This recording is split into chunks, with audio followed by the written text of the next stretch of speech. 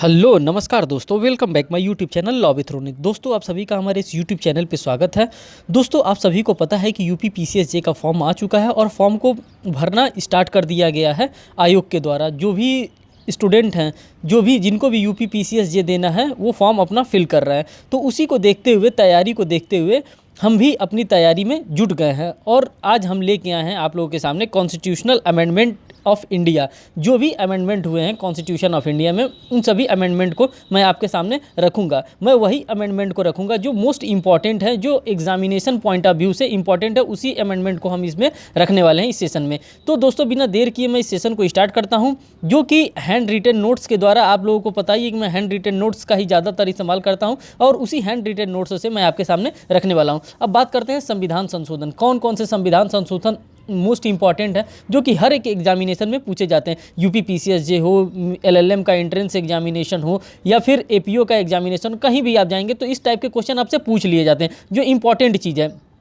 पहला संविधान संशोधन से 9वीं अनुसूची को जोड़ी गई थी। तो ये जो 3-4 फैक्ट हैं, ये फैक्ट पहले मैं आपको बता देता हूँ। पहला संविधान संशोधन से 9वीं अनुसूची को जोड़ी गई थी। फिर 10वें अनुसूची 52वां संविधान संशोधन के द्वारा जोड़ा गया था, जिसमें दल बदल कानून के बारे में था। फिर 11वीं अनुसूची को 73वां संविधान संशोधन के द्वारा जोड़ा गया था और 12वीं अनुसूची को 74वां संविधान संशोधन के द्वारा जोड़ा गया था। तो दोस्तों, ये जो मेन फैक्ट है, ये मेन फैक्ट मैंने आपके सामने रख दिया कि 9वां संविधान संशोधन कहाँ से जोड़ा गया, 10वां संविधान संशोधन कैसे जोड़ा गया, 11वां और 12वां किस तरह से जोड़ा गया जो संविधान संशोधन था। अब प्रमुख तथ्य हम यहाँ से स्टार्ट करने वाले हैं कि कौन कौन सा अमेंडमेंट किस किस प्रकार से किया गया। सबसे पहले वाला जो अमेंडमेंट किया गया था वो 1951 में अमेंडमेंट किया गया था। उस समय जब अमेंडमेंट किया जा रहा था तो जो हमारे प्रेसिडेंट थे, प्रधानमंत्री थे, वो जवाहरलाल नेहरू थे। राष्ट्रपति जो थे उस समय तत्कालिक, वो राजेंद्र प्रसाद जी थे। और उद्देश्य क्या था, इस संविधान संशोधन का करने का उद्देश्य क्या था? भूमि संबंधी सुधारों को लागू करना।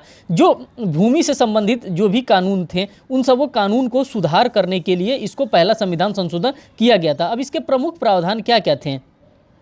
जो प्रमुख प्रावधान था, अनुच्छेद 31A में जमींदारी प्रथा के उन्मूलन को संवैधानिक मान्यता थी। उस समय संवैधानिक मान्यता दे दी गई थी। और 31B में क्या था? 9वीं अनुसूची में शामिल कानूनों अथवा संविधान संशोधन को किसी भी आधार पर न्यायालय में चुनौती नहीं दी जा सकती थी। इसी को लेकर के संविधान संशोधन किया गया, पहला संविधान संशोधन किया गया। उसके बाद से एक केस आता है जो इम्पॉर्टेंट केस लॉ होता है, जो कि 24 अप्रैल 1973 के हमारे इतिहास में बहुत बड़ा ये केस माना जाता है, जो कि Keshavananda Bharati versus state of Kerala के लिए ये जाना जाता है। इसमें बताया गया था, कानून 9वीं अनुसूची में रखा जाएगा, उसका रिव्यू करे, उसे पहले किसी भी मामले का रिव्यू नहीं होगा। मीन्स कि इस केस में बताया था कि जो भी इस केस के बाद से होगा उसका रिव्यू किया जा सकता है, लेकिन जो इस केस के पहले का जो भी मामला है उसका कोई रिव्यू नहीं किया जाएगा। ठीक, अब बात करते हैं जो इम्पोर्टेंट हमारा संविधान संशोधन आता है, वो 9वीं अनुसूची आती है। 9वीं अनुसूची के हम बारे में बात करते हैं। 9वीं अनुसूची कहता क्या है? संविधान, संसद यदि किसी भी कानून या संविधान संशोधन को संविधान की 9वीं अनुसूची का भाग घोषित कर देता है, तो उस कानून को किसी भी आधार पर न्यायालय में चुनौती नहीं दी जा सकती है। मीन्स कि कहने का ये है कि अगर आप कोई भी संविधान संशोधन करके अगर उसको 9वीं अनुसूची में शेड्यूल 9 में डाल दिया गया, तो उसको किसी भी आधार पर हम लोग चैलेंज नहीं कर सकते हैं, न्यायालय में चुनौती नहीं दे सकते। कहने का यही तात्पर्य है। दूसरी बात बता रहे हैं, पहले संविधान संशोधन को शंकरी प्रसाद बनाम भारत संघ 1951 के तहत सुप्रीम कोर्ट द्वारा संवैधानिक मान्यता प्रदान की गई। जो पहला संविधान संशोधन था, इसको शंकरी प्रसाद केस के द्वारा संवैधानिक मान्यता प्रदान की गई। अब बात करते हैं अन्य संशोधन, इसमें किस किस प्रकार के संशोधन किए गए। इसके अलावा पहले संविधान संशोधन द्वारा अनुच्छेद 15 में खंड 4 को जोड़ा गया। अनुच्छेद 15 सब क्लास 4 के अनुसार राज्य सामाजिक और शैक्षणिक रूप से पिछड़े वर्ग के नागरिकों की उन्नति के लिए विशेष प्रावधान कर ओबीसी के लिए भी इसमें आरक्षण की बात की गई थी पहले संविधान संशोधन में। अब हम बात करते हैं तीसरे संविधान संशोधन की। पहला संविधान संशोधन तो आपको मैं उम्मीद करता हूं समझ में आ गया। अगर नहीं समझ में आएगा तो वीडियो के एक बार और आप देख सकते हैं। बात करते हैं तीसरा संविधान संशोधन। जो तीसरा संविधान संशोधन है वो आया था 1954 में। प्रधानमंत्री उस टाइम थे जवाहरलाल नेहरू और जो राष्ट्रपति थे वो डॉक्टर राजेंद्र प्रसाद थे। इस संविधान संशोधन को लाने का उद्देश्य क्या था? खाद्य पदार्थों के संबंध में केंद्र को और शक्तिशाली बनाने के लिए संविधान संशोधन लाया गया था, जो तीसरा संविधान संशोधन था। क्योंकि उस समय खाद्य सामग्री की अत्यधिकता हमारे देश में नहीं थी, उसी को मेंटेन करने के लिए तीसरा संविधान संशोधन लाया गया था। तो इसमें आवश्यक बातें हम जानते हैं आवश्यक खाद्य पदार्थों को राज्य सूची से निकालकर संघ सूची में शामिल कर दिया गया। जो राज्य सूची का विषय था उसको निकाल करके उसको संघ सूची में शामिल कर दिया गया इस तीसरे संविधान संशोधन से। दरअसल आवश्यक खाद्य सामग्री के पूर्ण नियंत्रण का अधिकार राज्य सरकार को था। उस टाइम जो खाद्य सामग्री का जो पूर्ण नियंत्रण था वो राज्य सरकार के पास था। राज्य सरकार जिसके पास जितना होता था वो अपना इस्तेमाल करता था, लेकिन उससे दिक्कतें उत्पन्न होने लगी थी। इसी दिक्कत को समाप्त करने के लिए तीसरा संविधान संशोधन किया गया था।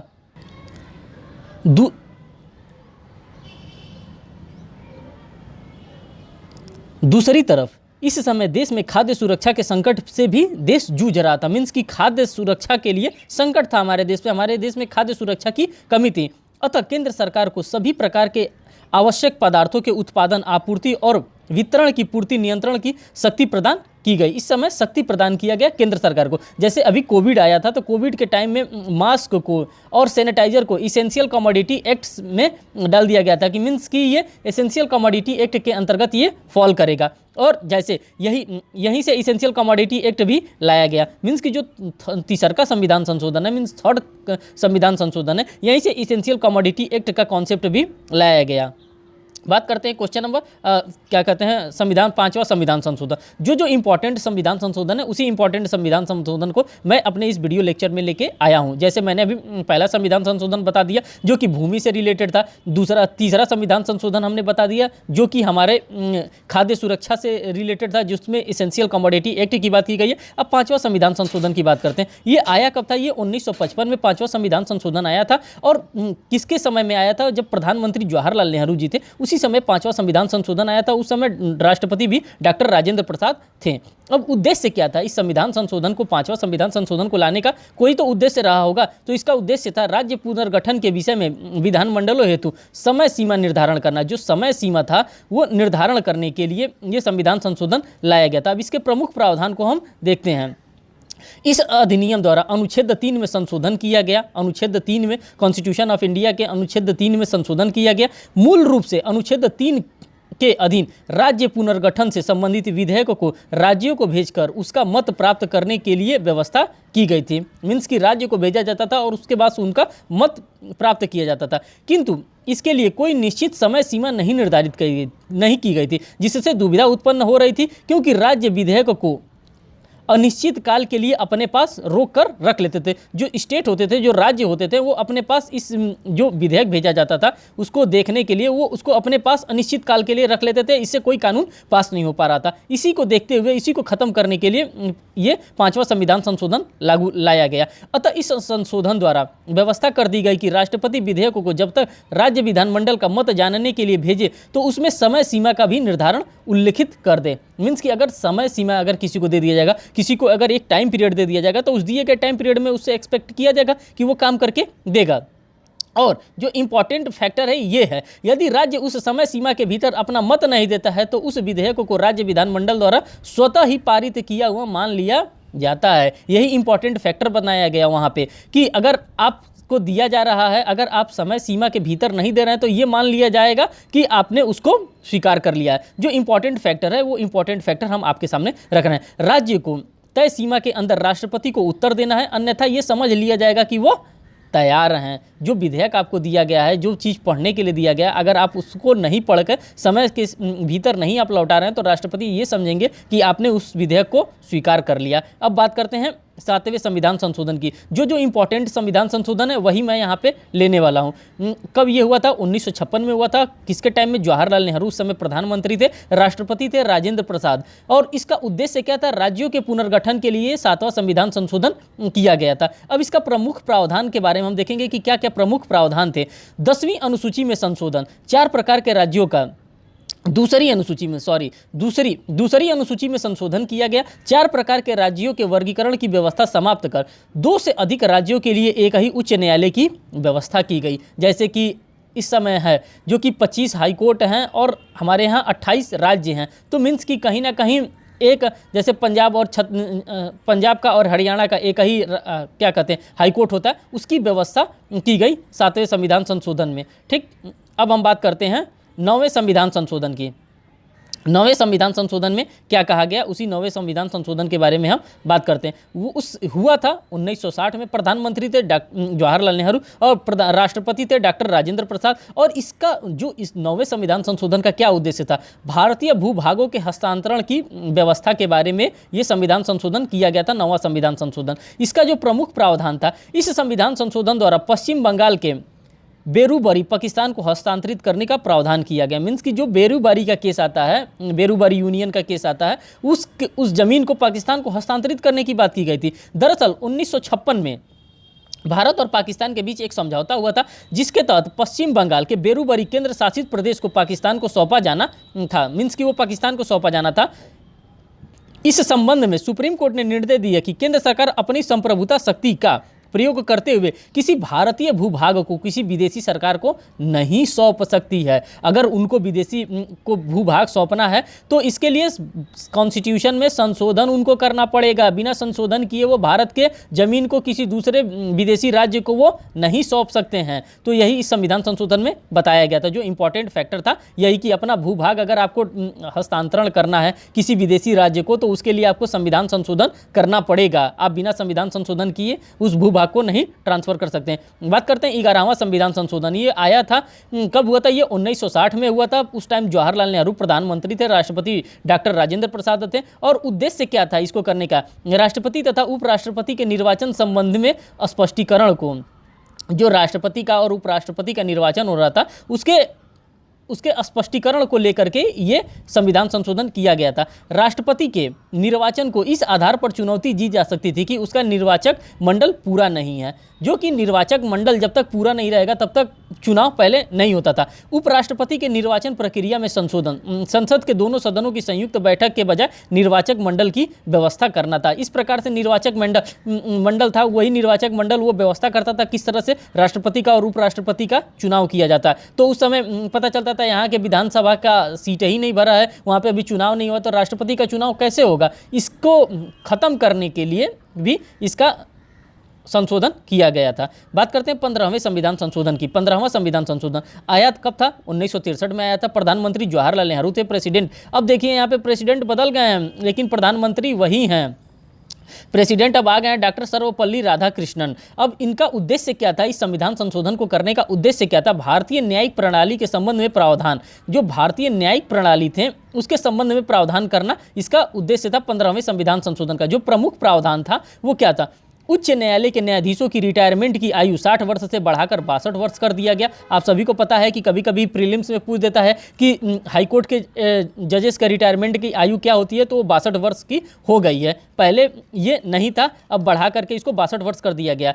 किसी उच्च न्यायालय के न्यायाधीश को उसके कार्यकाल के दौरान दूसरे उच्च न्यायालय में हस्तांतरण किया जाना, उनके ट्रांसफर की भी बात इसी संविधान संशोधन में कर दी गई थी कि हाँ, एक न्यायालय में अगर एक उच्च न्यायालय में है तो आपको उठा करके दूसरे हाईकोर्ट में भी ट्रांसफर किया जा सकता है। उच्च न्यायालय की रिट जारी करने की शक्ति का दायरा बढ़ा दिया गया। इसी संविधान संशोधन के द्वारा उच्च न्यायालय की शक्ति का दायरा बढ़ा दिया गया। अब उच्च न्यायालय किसी सरकारी अधिकारी या व्यक्ति के विरुद्ध रिट जारी कर सकता है जो कि उसके राज्य क्षेत्र के अंतर्गत न आता हो, उनके अनुसार उनके खिलाफ भी वो रिट जारी कर सकता है। बात करते हैं 17वां संविधान संशोधन। आया कब था, 1964 में। प्रधानमंत्री जवाहरलाल नेहरू थे, राष्ट्रपति डॉक्टर सर्वपल्ली राधाकृष्णन थे। 9वीं अनुसूची के दायरे के विस्तार के बारे में संविधान संशोधन आया था, यही उसका उद्देश्य था। जो 9वीं अनुसूची था उसके दायरे को विस्तार करने के लिए उसमें बताया गया था 9वीं अनुसूची में कि अगर 9वीं अनुसूची में कोई भी कानून बना के डाल दिया जाता है तो वो कोर्ट ऑफ लॉ में उसको चैलेंज नहीं किया जाता था। उसी के विस्तार के दायरे को बढ़ाने के लिए ये 17वां संविधान संशोधन किया गया था। अब प्रमुख प्रावधान इसके देखते हैं। केरल और मद्रास राज्यों द्वारा पारित भूमि सुधार कानूनों को संवैधानिक संरक्षण प्रदान करने ताकि उन्हें न्यायालय में चुनौती न दी जा सके। उस समय जो लैंड एक्विजिशन एक्ट आया था, उसी लैंड एक्विजिशन एक्ट को लेकर के ये दिक्कतें उत्पन्न हो गई थी। जो इंपॉर्टेंट केस यहाँ पे आता है, Sajjan Singh versus state of Rajasthan 1965 का केस आता है। इस मामले में संशोधन को सुप्रीम कोर्ट द्वारा संवैधानिक मान्यता प्रदान कर दी गई। जो संशोधन हुआ था तो उसको संवैधानिक मान्यता सुप्रीम कोर्ट के द्वारा प्रदान की गई थी सज्जन सिंह के मामले में, यही बात उसमें बताई जा रही है। संविधान संशोधन 18वां हम देख रहे हैं। ये कब हुआ था, 1966 में हो रहा था। अब देखिए यहाँ पे सिनेरियो बदल गया है। पहले पिताजी थे, अब पुत्री आ गई हैं। पुत्री का मतलब इंदिरा गांधी जी अब यहाँ पे प्रधानमंत्री बन गई हैं। पहले अभी जवाहरलाल नेहरू थे प्रधानमंत्री, अब इंदिरा गांधी आ गई। देखिए 1966 में पहला संविधान संशोधन इनके द्वारा, इंदिरा गांधी जी के द्वारा किया जा रहा है, और राष्ट्रपति वही है सर्वपल्ली राधाकृष्णन। उद्देश्य क्या था इस संविधान संशोधन को करने का? उद्देश्य क्या था? केंद्र शासित प्रदेशों के पुनर्गठन की शक्ति संसद को सौंपना था। जो केंद्र शासित प्रदेश हैं, जो उनके जो शक्ति उनके पास है, वो संसद को सौंपने की बात की जा रही थी। जो प्रमुख प्रावधान थे इस संविधान संशोधन द्वारा अनुच्छेद 3 में संशोधन किया गया।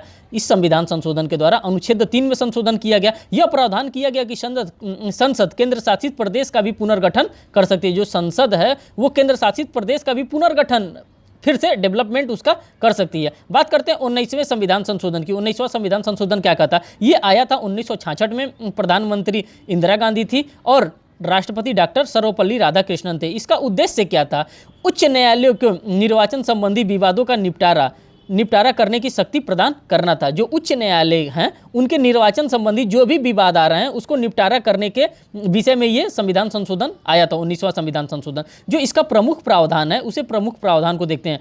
मूल संविधान में संसद और राज्य विधानमंडलों के चुनावों के संबंध में होने वाले विवादों का निपटारा करने की शक्ति भारतीय चुनाव आयोग को प्रदान की गई थी। पहले ये जो भी मामला जाता था वो चुनाव आयोग के पास जाता था, किंतु इस संविधान संशोधन द्वारा यह शक्ति भारतीय चुनाव आयोग से लेकर के उच्च न्यायालय को प्रदान कर दिया गया। अब भी आप देखते हैं कि कोई भी अगर डिस्प्यूट होता है तो वो सीधे हाईकोर्ट जाता है और सुप्रीम कोर्ट ऑफ इंडिया जाता है। ये नहीं होता है कि उसका निर्धारण जो करेगा वो चुनाव आयोग करेगा। जैसे आप देख लीजिए इंदिरा गांधी जी के चुनाव का डिस्प्यूट हो गया था, राजनारायण वर्सेस इंदिरा गांधी का केस, तो ये इलाहाबाद हाईकोर्ट में ये मामला आया था। ये नहीं था कि चुनाव आयोग के पास ये मामला जाएगा। इसी संविधान संशोधन के द्वारा ये कर दिया गया था कि कोई भी डिस्प्यूट अगर अराइजेज होता है तो वो जाएगा सीधे किसके पास? सुप्रीम कोर्ट और हाई कोर्ट के पास जाएगा। वस्तुतः इस समय भारतीय निर्वाचन आयोग की कार्यप्रणाली में कार्यपालिका का हस्तक्षेप बढ़ा दिया गया। जो कार्यपालिका का हस्तक्षेप था वो बढ़ा दिया गया था। इसी स्थिति से निपटने के लिए उच्च न्यायालय को संसद और विधायकों के चुनाव संबंधी विवादों का निपटारा करने की शक्ति प्रदान कर दी गई थी। सुप्रीम कोर्ट को और हाई कोर्ट को इस शक्ति का प्रदान कर दिया गया था इसी संविधान संशोधन के द्वारा कि आप इस प्रकार का कोई भी डिस्प्यूट अराइज हो रहा है तो आप उसको टेकअप कर सकते हैं अपने कोर्ट ऑफ लॉ में। आर्टिकल संविधान संशोधन 21वां संविधान संशोधन देख रहे हैं, ये 1976 में किया गया था। प्रधानमंत्री उस समय इंदिरा गांधी थी। अब देखिए राष्ट्रपति बदल गए हैं, यहाँ पे राष्ट्रपति बदल जाते हैं। अब यहाँ पे राष्ट्रपति हो गए वो जाकिर हुसैन जी हो गए। अब उद्देश्य क्या था? सिंधी भाषा को 8वीं अनुसूची में शामिल करना इसका उद्देश्य था। जो 21वां संविधान संशोधन है इसका मेन उद्देश्य था कि हिंदी भाषा को 8वीं अनुसूची में शामिल किया जाए। बात करते हैं नेक्स्ट जो इंपॉर्टेंट था 24वां संविधान संशोधन। जो इसके इंपॉर्टेंट फैक्ट हैं उसी को देख रहे हैं। अब ये कब हुआ था? ये 1971 में हुआ था। किसके कार्यकाल में हुआ था? प्रधानमंत्री तत्कालीन थी इंदिरा गांधी। और देखिए यहाँ पे राष्ट्रपति अब बदल गए हैं। अब यहाँ पे राष्ट्रपति आ गए हैं बीबी गिरी जी। अब इस संविधान संशोधन का करने का उद्देश्य क्या था? उद्देश्य ये था संसद की संविधान संशोधन शक्ति को न्यायिक समीक्षा के दायरे से बाहर करना था। जो संसद के पास शक्ति थी उसको न्यायिक समीक्षा से बाहर करने की अब ताकतवर होना चाहती थी। जो भी संसद थी वो जुडिशरी से अब सोच रही थी कि अब मैं ताकतवर बनना चाहती हूँ, लेकिन इस प्रकार का होने नहीं दिया गया जुडिशरी के द्वारा। अब प्रमुख प्रावधान क्या था? देखिए अब इंदिरा गांधी जी क्या कर रही हैं। संसद मूल अधिकारों सहित संविधान के किसी भी भाग में संशोधन कर सकती है। जो संसद है वो मूल अधिकारों सहित किसी भी भाग में संशोधन कर सकती है। संसद द्वारा पारित किया गया संविधान संशोधन अनुच्छेद 12 के अंतर्गत विधि की परिभाषा में नहीं आएगा। फिर संविधान संशोधन विधेयक पर राष्ट्रपति अपनी स्वीकृति देने के लिए बाध्य है। यहाँ पे ये भी बात बताया गया था कि राष्ट्रपति अपनी स्वीकृति देने के लिए बाध्य होंगे। अब हम देखते हैं नेक्स्ट संविधान संशोधन जो कि 25वां संविधान संशोधन। ये कब आया था? ये 1971 में आया था। प्रधानमंत्री उस समय इंदिरा गांधी थी और राष्ट्रपति उस समय बीबी गिरी जी थी। अब क्या था इसका उद्देश्य? क्या था? मूल अधिकारों पर नीति निर्देशक तत्वों की वरीयता सुनिश्चित करना था। इस संविधान संशोधन का मेन मोटिव जो था यही था, मूल अधिकारों पर नीति निर्देशक तत्वों की वरीयता सुनिश्चित करना। मीन्स कि इंदिरा गांधी जी कह रही थी कि मूल अधिकार को कम कर दिया जाता है, मूल अधिकार को घटा देंगे हम और डीपीएसपी को हम बढ़ा देंगे। मीन्स कि डीपीएसपी को वो ज़्यादा तवज्जो देना चाहती थी। उनका मानना यह था कि डीपीएसपी को हम लागू करेंगे, हम मूल अधिकार को लागू नहीं करेंगे। देखिए यहाँ पे उद्देश्य में लिखा भी है मूल अधिकारों पर नीति निर्देशक तत्वों की वरीयता सुनिश्चित करना। जो डीपीएसपी है, जो भाग 4 है उसकी बात की जा रही थी। अब देखिए इंदिरा गांधी जी अपना क्या कॉन्सेप्ट लगा रही थी उस समय। इंदिरा गांधी कह रही थी कि फंडामेंटल राइट से ज़्यादा आवश्यक डीपीएसपी है। इंदिरा गांधी जी का यह मानना था उस समय कि डीपीएसपी ज़्यादा जरूरी है फंडामेंटल राइट से। डीपीएसपी को लागू करने के लिए यदि मूल अधिकारों को रोकना पड़े तो हम उसे भी रोक सकते हैं। ये इंदिरा गांधी जी कह रही हैं कि अगर डीपीएसपी को लागू करने के लिए अगर हमें आदमी का फंडामेंटल राइट वायलेट करना पड़ेगा तो हम उसको भी कर सकते हैं, क्योंकि डीपीएसपी ज़्यादा जरूरी है फंडामेंटल राइट की तुलना में। ऐसा पीएम इंदिरा गांधी जी का मानना था। लेकिन सुप्रीम कोर्ट ऑफ इंडिया के द्वारा क्या कहा गया, अनुच्छेद 39B और अनुच्छेद 39C में वर्णित निदेशक तत्वों को लागू करने के लिए बनाए गए कानूनों को अनुच्छेद 14, अनुच्छेद 19 के उल्लंघन के आधार पर किसी भी न्यायालय में प्रश्नगत नहीं किया जा सकता है। मीन्स कि जो ये कोर्ट ऑफ लॉ में इसको नहीं चैलेंज किया जा सकता है। आप लोगों को पता होगा जो डीपीएसपी होता है, directive principle of state policy होता है, डीपीएसपी, उसको कोर्ट ऑफ लॉ में चैलेंज नहीं किया जा सकता है। इसलिए नहीं चैलेंज किया जा सकता क्योंकि वो इन्फोर्सिएबल नहीं है। और यही बात इंदिरा गांधी जी के द्वारा कहा जा रहा था कि मैं फंडामेंटल राइट्स को वायलेट कर सकती हूँ, कम कर सकती हूँ, लेकिन किसको मैं लागू करने के लिए, डीपीएसपी को लागू करने के लिए। तो ऐसा सुप्रीम कोर्ट ऑफ इंडिया के द्वारा नहीं करने दिया गया। अब बात करते हैं अनुच्छेद 39 की। अनुच्छेद 39 क्या कहता है? अनुच्छेद 39 के अकॉर्डिंग अनुच्छेद 399B समाज के भौतिक संसाधनों का सामूहिक हित में वितरण सुनिश्चित करना, यह अनुच्छेद 399 का सब क्लॉज बी कहता है। अब अनुच्छेद 399 का सब क्लॉज सी क्या कहता है? अर्थव्यवस्था का इस प्रकार संचालन करना चाहिए कि धन और उत्पादन के साधन सीमित लोगों के हाथों में न केंद्रित हो जाए। यहाँ पे ये बताया गया था कि आप इस तरह से डिस्ट्रीब्यूट करिए, जो भी आपके पास सोर्सेज हैं, जो भी स्टेट के पास रिसोर्सेज हैं, उसको इस प्रकार से आप डिस्ट्रीब्यूट करिए जिससे कि किसी कोई गरीब ना हो जाए और बहुत ज़्यादा अमीर ना हो जाए। तो माननीय प्रधानमंत्री इंदिरा गांधी जी का मत था, संसद का मत था, इनके मंत्रिमंडल का मत था कि हम डीपीएसपी को लागू करेंगे। और डीपीएसपी जो होता है वो कोर्ट ऑफ लॉ में इन्फोर्सिएबल होता नहीं है, लेकिन जो फंडामेंटल राइट होता है वो कोर्ट ऑफ लॉ में इन्फोर्सिएबल होता है। अब देखिए इंदिरा गांधी जी अब क्या यहाँ पे अपने आप को मजबूत तानाशाह लीडर के रूप में यहाँ पे वो उभारना चाहती थी। वो सोच रही थी कि हम बहुत तानाशाह तरीके से हम काम करेंगे। फिर जो इंपॉर्टेंट फैक्टर आता है यहाँ पे Keshavananda Bharati versus state of Kerala का मामला आता है, जो कि 24 अप्रैल 1973 को हुआ था। इसी मामले के बारे में हम बात करेंगे। 24वें एवं 25वें संविधान संशोधन अधिनियम को केशवानंदा भारती बनाम केरल राज्य 1973 के मामले में सुप्रीम कोर्ट में चुनौती दी गई थी। अब क्या सुप्रीम कोर्ट में चुनौती दिया गया था? सुप्रीम कोर्ट ने इस मामले के लिए संसद मूल अधिकारों सहित संविधान के किसी भी भाग में संशोधन कर सकती थी, किंतु इस प्रकार का कोई भी संशोधन नहीं किया जा सकता था। संविधान के मूल ढांचा मीन्स की बेसिक स्ट्रक्चर को मूल भावना से नष्ट नहीं किया जा सकता था। मीन्स की कहा गया है कि आप संविधान में कहीं भी संशोधन किया जा सकता है। आपके पास पावर है, आप संसद में बैठे हैं, आप लेजिस्लेचर हैं, आप कानून बना सकते हैं, लेकिन संविधान के बेसिक स्ट्रक्चर को आप नहीं वायलेट कर सकते हैं। बेसिक स्ट्रक्चर का मतलब होता है कि आप उसके मूल ढांचे को आप नष्ट नहीं कर सकते। जहां पे संशोधन करना है आप कर सकते हैं, आपके पास पूरी ताकत है, लेकिन मूल ढांचा का उल्लंघन नहीं किया जाना चाहिए। ये किस में बताया गया था? ये Keshavananda Bharati versus state of Kerala के मामले में ये बात बता दी गई थी। और साथ ही सुप्रीम कोर्ट ने यह भी कहा कि अनुच्छेद 39 और अनुच्छेद 39 के लागू होने के लिए संसद अनुच्छेद 14 एवं अनुच्छेद 19 को सीमित अवश्य कर सकती है, किंतु उसका उल्लंघन नहीं कर सकती है। मीन्स कि इसको कम कर सकती है, अनुच्छेद 14 को कम कर सकती है, अनुच्छेद 19 को कम कर सकती है, लेकिन इसका उल्लंघन नहीं कर सकती है। यहाँ पे रीजनेबल रिस्ट्रिक्शंस की बात की जा रही है कि रीजनेबल रिस्ट्रिक्शंस आप लगा सकते हैं, लेकिन इसको खत्म नहीं कर सकते हैं। इसी प्रकार सुप्रीम कोर्ट सीमित तथा उल्लंघन दोनों शब्दों में विधान शून्य अंतर को प्रकट किया। यहाँ पे सुप्रीम कोर्ट के द्वारा अंतर को बताया गया कि आप इस प्रकार से नहीं कर सकती हैं। अब बात करते हैं 26वां संविधान संशोधन की। जो 26वां संविधान संशोधन है उसी के बारे में बात करते हैं। ये कब आया था? ये 1971 में आया था। प्रधानमंत्री इंदिरा गांधी जी थी और राष्ट्रपति उस समय बीबी गिरी जी थे। अब उद्देश्य क्या था इस संविधान संशोधन को लाने के लिए? देशी राज्यों के भूतपूर्व नरेशों के विशेषाधिकार तथा प्रीवी पर्स की सुविधा को समाप्त करना था। इंदिरा गांधी जी के द्वारा यह काम इंपॉर्टेंट किया गया कि जो प्रीवी पर्स दिया जाता था, जो राजा महाराजा थे उनको ज़्यादा से ज़्यादा पैसा प्रीवी पर्स में चला जाता था, उसको इंदिरा गांधी जी के द्वारा समाप्त किया गया। बात करते हैं 26वां संविधान संशोधन की। 26वां संविधान संशोधन क्या कहता है? ये कब हुआ था? ये 1971 में 26वां संविधान संशोधन हुआ था। उस समय प्रधानमंत्री जो थी वो इंदिरा गांधी जी थी और राष्ट्रपति जो था वो बीबी गिरी ही अभी राष्ट्रपति बने। अब इस संविधान संशोधन का उद्देश्य क्या है? देशी राज्यों के मूलभूत नरेशों के विशेषाधिकार को समाप्त करने की सुविधा के बारे में, मीन्स की प्रीवी पर्स को समाप्त करने की बात की जा रही है। अब बात करते हैं 33वां संविधान संशोधन की। ये कब हुआ था? 1974 में 33वां संविधान संशोधन हुआ था। उस समय प्रधानमंत्री थी इंदिरा गांधी जी और राष्ट्रपति थे बीबी गिरी जी राष्ट्रपति थे। उद्देश्य क्या था? सांसदों एवं विधायकों के त्याग पत्र को स्वीकार करने के संबंध में पीठासीन अधिकारी की शक्ति को प्रदान किया गया था। मीन्स की जो 33वां संविधान संशोधन किया गया, इसमें क्या किया जाता था कि कोई निर्दलीय चुनाव लड़ता था या कोई चुनाव में खरीद फरोख्त होता था। जैसे सांसद को खरीद लिया जाता था। अगर कोई पार्टी कम सीटें पाई हैं तो दूसरे पार्टी से क्या किया जाता था? वहाँ पे खरीद लिया जाता था, उनको अपने पार्टी में शामिल कर लिया जाता था। इसी चीज़ को समाप्त करने के लिए वो हमारा संविधान संशोधन जो आया था, मीन्स की 10वां वो शेड्यूल आया था, जिसमें दल बदल कानून से रिलेटेड कानून था। यही 33वां संविधान से उसकी उत्पत्ति होती है। बात करते हैं, देखिए अब प्रमुख प्रावधान इसमें क्या थे।